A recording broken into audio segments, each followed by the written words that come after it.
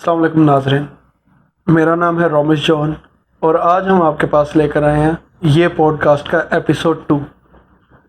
आज भी मेरे साथ मौजूद हैं यूसुफ एस्टेट हाउस के फाउंडर एंड पायनियर यूसुफ साहब।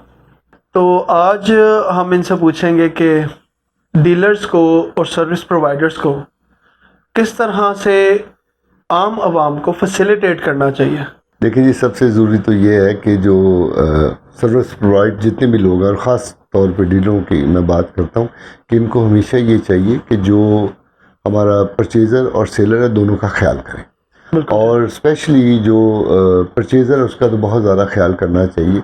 उसके डॉक्यूमेंट से लेके और उसकी हर चीज़ को अच्छे तरीके से चेक करना चाहिए। लेकिन हमारे डीलर हजरात चंद, मैं सबका नहीं कहूँगा, जो प्रोफेशनल लोग हैं वो तो ये काम ऐसा नहीं करते कि वो पूरे डॉक्यूमेंट्स चेक करते हैं और उसके बाद मालिक को कहते हैं जी आप ख़ुद भी चेक करें और इसके बाद अपना कोई भी प्रोफेशनल वकील या कुछ आप इसको चेक करा के फिर वो करते हैं। और उनकी कोशिश ये होती है कि वो मीटिंग आमने सामने मालिकों की कराएं और उसके बाद वो डील करें। वो तो बेहतरीन काम होता है जो प्रोफेशनल लोग करते हैं। और बकाया जो आपको पता है कि वैसे ही मार्केट में आ जाते हैं कि जी ऐसे कर लें ऐसे कर लें, वो उनकी वजह से जो क्लाइंट है उनको मुश्किल होती है। तो मेरा ख्याल है कि डीलर का ये काम है कि सबसे ज़रूरी है कि वो क्लाइंट को देखे बजाय कि अपनी सिर्फ कमीशन को देखे और उसके बाद वो उनकी बिल्कुल ना करे। वो मैं समझता हूँ बड़ी ज़्यादती है। प्रोफेशनल लोग ऐसे नहीं करते हैं। बिल्कुल लोगों को ऐसे नहीं चाहिए काम करना। काम करना चाहिए लेकिन अच्छा करना। बिल्कुल ठीक जी। बाज़-औक़ात ऐसे भी मामला सुनने को मिलते हैं कि डीलर्स के पंप करने से एक तरह से, या फिर लोग खुद बयाना कर लेते हैं और उनके पास फुल पेमेंट नहीं होती, तो दोनों को कहीं ना कहीं दुश्वारी का सामना होता है। तो इसका क्या सलूशन है या क्या होना चाहिए? उसका तरीका तो ये है जी, देखें उसमें कुछ इन्वेस्टर आ जाते हैं, कुछ डीलर खुद इन्वेस्टर बन जाते हैं। मैं समझता हूँ कि डीलर को तो बिल्कुल अगर उसके पास बैकअप है तो बयाना करे, ताकि अगर क्लाइंट उसे कोई मिलता नहीं है तो वो पेमेंट दे सके।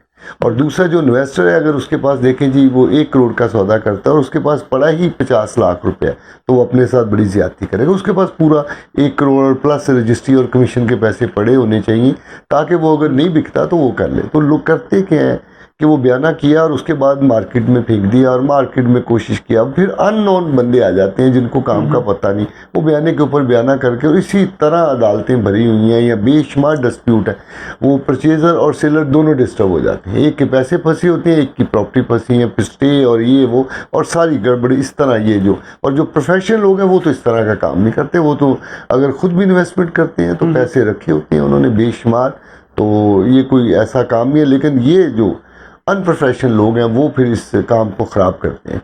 जी बिल्कुल। सर्विस प्रोवाइड का काम है कि वो बिल्कुल जिम्मेदारी, और अगर कोई बयाना किया उन्होंने पीछे, उन्होंने पता है पेमेंट आनी है जी 3 महीने का टाइम है और वो आगे 4 महीने का लेते, उन्हें पता है कि ठीक है यार, तो इस तरह का काम होना चाहिए। बिल्कुल। अब इसी मौजू को मैं आगे बढ़ाऊंगा जी जी कि रियल एस्टेट एक बड़ा अच्छा शोबा है जी, लेकिन अवाम के लिए ये डाउटफुल हो चुका है।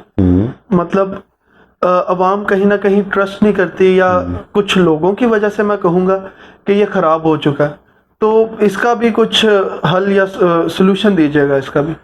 इसका जी देखें, जो हमारे बेशुमार आपको पता लाहौर के इर्द गिर्द और पंजाब में तो बहुत ज़्यादा सोसाइटियाँ बन। अब होता क्या है कि एक बंदे ने थोड़ा सा रकबा लिया, वो 10-12 एकड़ प्राइवेट लिया, ना मंजूर कराया कुछ, उसके बस ड्रैंक बनाई और मार्केट में। अब डीलर हज़रात को अपनी रिबेट के चक्कर में वो कहते हैं कि जी ठीक है आप फी प्लॉट का आपको 5 मरले का हम 5 लाख देंगे या 7, या जो भी उनका तय हो जाता है। वो डीलर इधर से पकड़ उनकी बुकिंग शुरू कर देता। अब ये नहीं उनको पता कि यार ये LDA से मंजूर शुदा है, इसके ट्रांसफार्मर कितने हैं, इसकी सड़कें कैसी हैं, क्या, उनको कुछ पता नहीं होता, और ये रकबा किसके नाम है।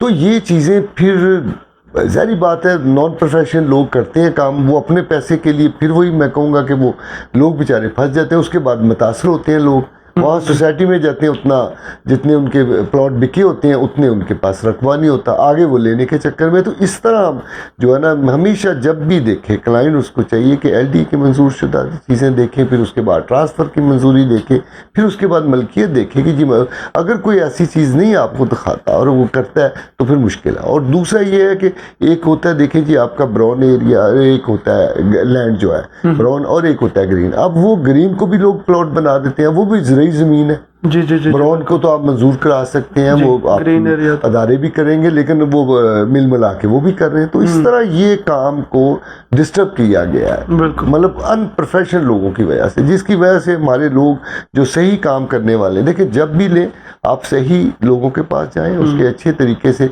जो सही बंदा होगा वो आपको सारी चीज़ें दिखाएगा। बिल्कुल। और जो बंदा जिसको पता ही कुछ नहीं है, वो आपको कुछ वो कहेगा जी बस आप बुकिंग करें, ये तो कल तो महंगा हो जाएगा। हाँ तो जी। फिर वो बेचारे फंस जाते हैं, और हमेशा ज़्यादा लोग लालची फंसते हैं। बिल्कुल। जो सही लेने वाले हैं वो पूरी चीज़ें देखते हैं, और उनको कोई अगर चीज़ ना दिखाए तो वो छोड़ देते हैं, कहते हैं यार ये नहीं, हमें जितना मर्जी प्रॉफिट हो। इस तरह ये मतलब करना चाहिए आदमी को काम के, बिल्कुल मतलब डीलर हजरात को भी और लेने वाले को भी कुछ ख्याल करना चाहिए कि वो मतलब पूरी अच्छी तरह देखें, सही लोगों के पास जाएं, काम करें। काम बहुत अच्छा है ये जी। और लोग इसमें मतलब बड़े अच्छे, ज़्यादा अच्छे हैं, बल्कि ऐसे चंद लोग हैं जो जी। ऐसे गड़बड़ कर रहे हैं।